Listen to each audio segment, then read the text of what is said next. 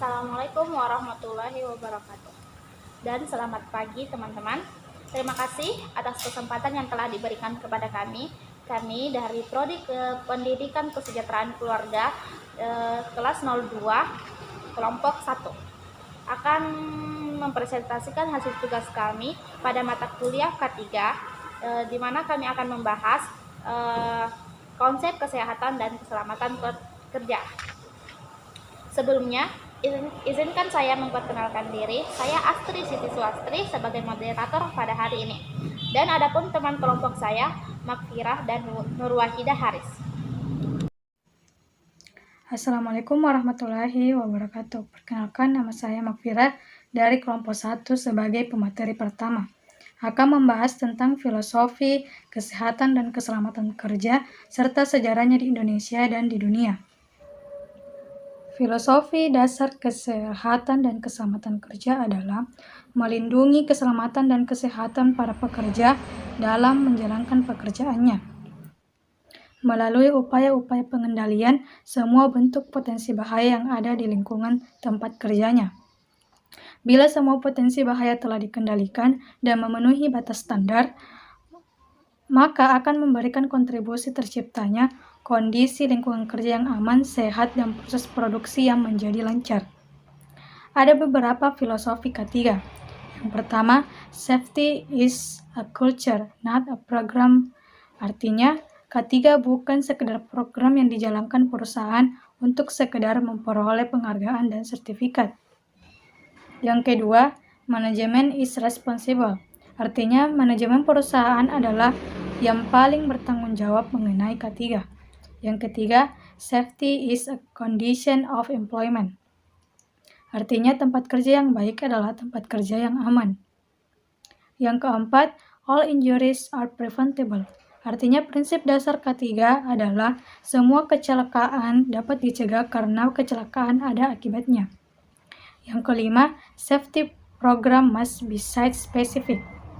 Artinya, program K3 harus dibuat berdasarkan kebutuhan kondisi dan kebutuhan nyata di tempat kerja sesuai kegiatan dan sifat bahayanya. Dan yang keenam, safety is a good business. Artinya, melaksanakan K3 jangan dianggap sebagai pemborosan atau biaya tambahan. Selanjutnya, kita akan membahas sejarah K3 di dunia dan di Indonesia. Yang pertama, sejarah K3 di Indonesia. Sejarah K3 di Indonesia dimulai pada abad ke-17, pada saat VOC menjajah pribumi dengan mempekerjakan mereka sebagai tenaga kerja. Ketika itu, katil uap mulai digunakan di berbagai industri. Pada saat itulah Belanda merasa perlu adanya undang-undang yang mengatur tentang K3. Tujuannya untuk melindungi modal yang ditanam pada sebuah perusahaan dan menghindari kebangkrutan bila terjadi kecelakaan kerja pada para pekerjanya. Lanjut ke abad ke-18, tahun 1905, dikeluarkan perundang-undangan mengenai keselamatan kerja tentang pelarangan penggunaan fosfor putih yang berbahaya untuk manusia dan lingkungan. Lanjut ke zaman kemerdekaan. Pada tahun 1957, pemerintah Indonesia mendirikan Lembaga Kesehatan dan Keselamatan Kerja. Lanjut ke era reformasi, tercatat di tahun 1995 kembali disahkan Peraturan Menteri Nomor 5 yang menjadi cikal bakal sistem manajemen K3 di Indonesia. Itulah tadi sejarah K3 di Indonesia. Selanjutnya sejarah K3 di dunia. Sejarah berkembangnya K3 di dunia tidak lepas dari perkembangan industri dan teknologi yang diciptakan oleh manusia. Dimulai dari zaman prasejarah, di mana manusia purba hidup berkelompok untuk mempertahankan hidupnya. Hal ini menunjukkan bahwa manusia zaman itu telah memahami konsep K3. Mereka ingin memperkecil resiko selama berburu. Lanjut ke zaman batu, manusia zaman ini telah mengenal kapak dan tombak yang didesain khusus agar tidak membahayakan pemakainya saat berburu. Lanjut ke zaman peradaban lama, sejarah K3 di dunia dimulai dari bangsa Babilonia. tahun 2000 sebelum Masehi, muncul peraturan yang disebut Sengan Hammurabi yang menjadi cikal bakal adanya kompensasi asuransi bagi pekerja. Lanjut ke zaman Mesir kuno. Pada waktu itu, Raja Ramses II menyediakan tabib dan pelayan untuk menjaga kesehatan para pekerjanya. Hal ini membuktikan bahwa ketiga telah mulai diperhatikan oleh pemerintah. Lanjut ke zaman Romawi, pada waktu itu mulai dikenal berbagai penyakit yang disebabkan oleh adanya paparan bahan toksik berupa sulfur atau timbal yang menyebabkan penyakit bagi pekerjanya. Lanjut, di abad pertengahan, seorang ahli bernama Agricola melakukan upaya pengendalian bahaya timbal di pertambangan dengan menerapkan prinsip ventilasi. Lanjut ke masa revolusi industri. Perkembangan teknologi yang pesat menyebabkan munculnya berbagai penyakit yang menyerang para pekerja. Untuk itu, di abad ke-20 mulai diproduksilah alat pelindung diri saat bekerja. Hingga sampai ke masa modern tahun 1950-an, pada abad ke-20, dibuatlah sistem K3 yang berorientasi pada koordinasi dan efisiensi penggunaan sumber daya. Itulah tadi pembahasan singkat mengenai sejarah K3 di Indonesia dan di dunia yang membuktikan bahwa keselamatan dan kesehatan kerja sangatlah penting bagi para pekerja. Baiklah, materi selanjutnya yaitu pengertian dan tujuan kesehatan dan keselamatan kerja. Pertama, pengertian kesehatan dan keselamatan kerja. Pengertian keselamatan dan kesehatan kerja menurut WHO ialah sebuah upaya untuk memelihara dan juga meningkatkan kesehatan fisik tubuh kita, meningkatkan kesehatan mental pekerja dan juga meningkatkan kesehatan sosial pada setiap para pekerja yang ada. Dengan adanya K3, maka derajat semua pekerja harus ditingkatkan setinggi mungkin dan ini berlaku untuk semua jenis dari suatu pekerjaan. Perusahaan harus melakukan tindakan untuk pencegahan pada saat terjadi gangguan kesehatan yang terjadi pada pekerja yang disebabkan oleh pekerjaan yang dilakukan di tempat kerja yang sedang ia kerjakan. Pengertian dari keselamatan dan kesehatan kerja atau yang biasa disebut dengan K3 itu bisa terbagi menjadi 3 versi. Ada menurut filosofi, ada yang menurut keilmuan, dan juga ada yang menurut ohsas. Pertama, pengertian keselamatan dan kesehatan kerja menurut filosofi. Ketiga atau keselamatan dan kesehatan kerja merupakan suatu pemikiran untuk menjamin keutuhan atau kesehatan bagi jasmani maupun rohani para tenaga kerja dan semua orang atau warga di setiap negara khususnya Indonesia. Kedua, pengertian keselamatan dan kesehatan kerja menurut ilmuwan.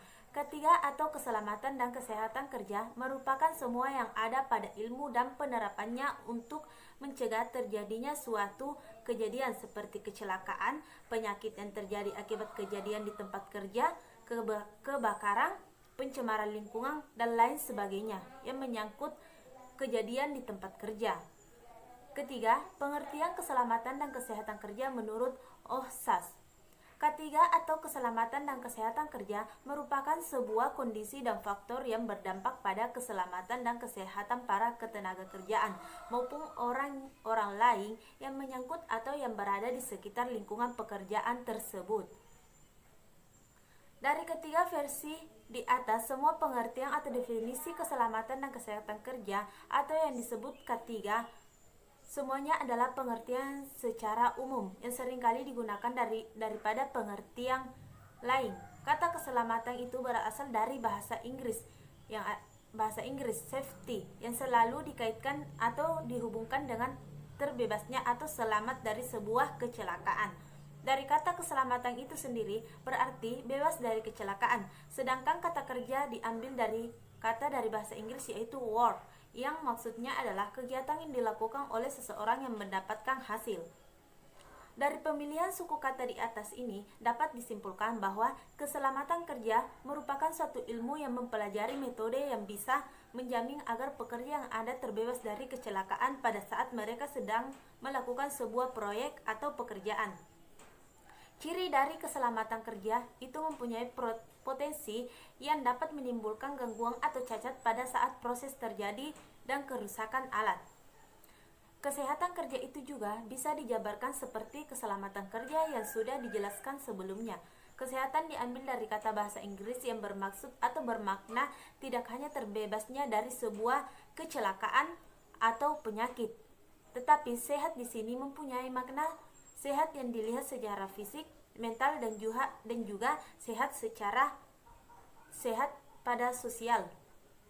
Kesehatan kerja adalah suatu bagian dari ketiga bertujuan agar seseorang selalu selamat, sehat, dan berdaya saing kuat, dan dengan demikian pekerja bisa berjalan dengan lancar dan tidak ada kejadian kecelakaan yang terjadi saat melakukan pekerjaan, ataupun pekerja yang sakit yang menjadikannya tidak produktif. Kecelakaan kerja diminimalisasi kejadiannya oleh upaya keselamatan kerja, sedangkan kesehatan kerja bisa dipelihara dan ditingkatkan oleh kesehatan kerja. Perbedaan antara keselamatan dan kesehatan kerja secara umum adalah keselamatan itu fokus terhadap bahaya dan risiko yang menimbulkan kerugian bersifat akut, sedangkan kesehatan itu fokus terhadap bahaya dan risiko yang menimbulkan kerugian tetapi bersifat kronis. Keselamatan itu berdampak yang langsung terlihat, sedangkan kesehatan itu berdampak yang tidak langsung terlihat atau butuh waktu dan besaran yang terjadi. Keselamatan itu bisa kita hindari seperti dari suatu kebakaran, kecelakaan, cedera, sedangkan kesehatan itu bisa diantisipasi agar tidak terkena penyakit yang diakibatkan pada saat bekerja. Kedua, tujuan kesehatan dan keselamatan kerja. Ketiga, merupakan bentuk perlindungan bagi kesehatan dan keselamatan kerja tenaga kerja, serta bagi sumber-sumber produksi perusahaan. Bila dijabarkan secara lebih konkret, tujuan ketiga sebagai bagaimana dikutip dari buku Manajemen Sumber Daya Manusia Perusahaan adalah sebagai berikut. 1. Agar setiap pegawai mendapat jaminan keselamatan dan kesehatan kerja, baik secara fisik, sosial, dan psikologis. 2. Agar setiap perlengkapan dan peralatan kerja digunakan sebaik-baiknya, selektif mungkin. 3. Agar adanya jaminan atas pemeliharaan dan peningkatan kesehatan gizi pegawai. 5. Agar meningkatnya kegairahan, keserasian kerja, dan partisipasi kerja. 6. Agar terhindar dari gangguan kesehatan yang disebabkan oleh lingkungan atas kondisi kerja. 7. Agar setiap pegawai merasa aman dan terlindungi dalam bekerja. Dalam mewujudkan ketiga, perusahaan atau pemberi kerja perlu mengikuti sejumlah prinsip berikut. Yang pertama, menyediakan alat pelindung diri atau APD di tempat kerja. 2. Menyediakan buku petunjuk penggunaan alat atau isyarat bahaya. 3. Menyediakan peraturan pembagian tugas dan tanggung jawab. 4. Menyediakan tempat kerja yang aman sesuai standar syarat-syarat lingkungan kerja atau SSLK. Contohnya, tempat kerja steril dari debu, kotoran, asap rokok, uap gas, radiasi, getaran mesin dan peralatan, kebisingan, aman dari arus listrik, memiliki penerangan yang memadai, memiliki ventilasi dan sirkulasi udara yang seimbang, dan memiliki peraturan kerja atau aturan perilaku di tempat kerja.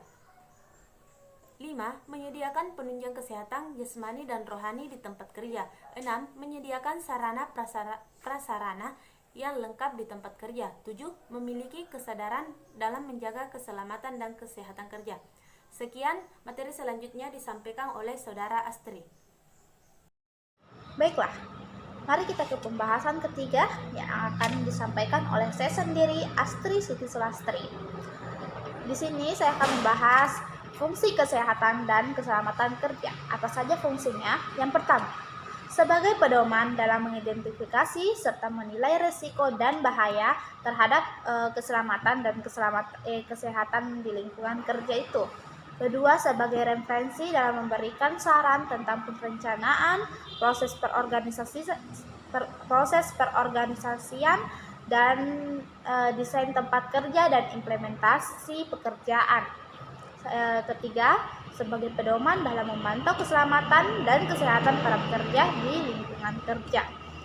Keempat, sebagai dasar dalam memberikan saran tentang informasi, pendidikan, dan pelatihan keselamatan dan kesehatan kerja, serta alat pelindung kerja. Kelima, sebagai pedoman dalam menciptakan desain, metode, prosedur, dan program pengendalian bahaya. Selanjutnya, sebagai referensi dalam mengukur efektivitas langkah-langkah dan program pengendalian bahaya. Dan yang terakhir, sebagai alat pengelolaan pertolongan pertama pada kecelakaan dan tindakan darurat lainnya. Selanjutnya kita ke pembahasan selanjutnya. Organisasi kesehatan dan keselamatan kerja. Jadi, di dalam organisasi itu ada apa saja? Yang pertama itu ada ketua. Ketua berwenang menetapkan kebijakan keselamatan dan kesehatan kerja, melaksanakan kebijakan dan rekomendasi yang telah ditetapkan. Yang kedua itu dalam organisasi ada wakil ketua. Wakil ketua bertugas sebagai wakil ketua bertanggung jawab dalam menjalankan kebijakan keselamatan dan kesehatan kerja yang sudah ditetapkan dalam membantu ketua apabila dia berhalangan. Selanjutnya dalam organisasi itu ada sekretaris. Sekretaris itu bertanggung jawab untuk merekomendasikan ke penanggung jawab yang menyangkut keselamatan dan kesehatan kerja yang telah disahkan oleh ketua dalam hal pelaksanaannya. Selanjutnya dalam organisasi itu ada wakil sekretaris 1 dan wakil sekretaris 2 yang bertugas untuk melaksanakan tugas-tugas teknik maupun non-teknik dalam hal sekretaris yang apabila berhalangan. Dan terakhir dalam organisasi itu yang pasti ada anggota. Anggota itu tugasnya untuk membantu pelaksanaan organisasi dan implementasi dan yang dilaksanakan di lapangan. Tugas kedua itu memberikan saran kepada organisasi dalam rapat. Terakhir, melaporkan kepada ketua atas kegiatan yang telah dilaksanakan. Selanjutnya, mari kita bahas lambang kesehatan dan keselamatan kerja. Setelah mengetahui apa itu kesehatan dan keselamatan kerja, tidak ada salahnya kita mengetahui lambang atau logo yang menjadi arti penting kesehatan dan keselamatan di dalam tempat kerja. Lambang ketiga atau keselamatan dan kesehatan kerja beserta arti dan maknanya tertuang dalam peraturan Keputusan Menteri Tenaga Kerja tentang bendera keselamatan dan kesehatan kerja. Jadi, mari kita lihat di situ ada lambang ketiga ya, dan apa sih makna dari lambang itu? Yang pertama, kita bisa lihat di situ bentuk pada lambang ketiga. Artinya, palang yang dilingkari roda bergigi 11 berwarna hijau di atas, warna dasarnya putih. Selanjut, di situ kita lihat ada palang yang artinya bebas dari kecelakaan dan penyakit akibat kerja. Selanjutnya di situ ada gambar roda gigi yang berarti bekerja dengan kesegaran jasmani dan rohani. Selanjutnya di situ kita lihat warna putih yang artinya bersih dan suci. Selanjutnya di situ ada warna hijau yang berarti selamat, sehat dan sejahtera. Dan terakhir 11 gigi roda yang berarti 11 bab dalam Undang-Undang Nomor 1 Tahun 1970 tentang keselamatan kerja. Baiklah, demikian dari saya. Terima kasih. Baiklah, demikian yang telah dipresentasikan oleh kelompok kami, yaitu kelompok 1. Mohon maaf jika ada kekurangan dan kesalahan kata, karena kami masih dalam proses pembelajaran. Baiklah, terima kasih dan wassalamualaikum warahmatullahi wabarakatuh.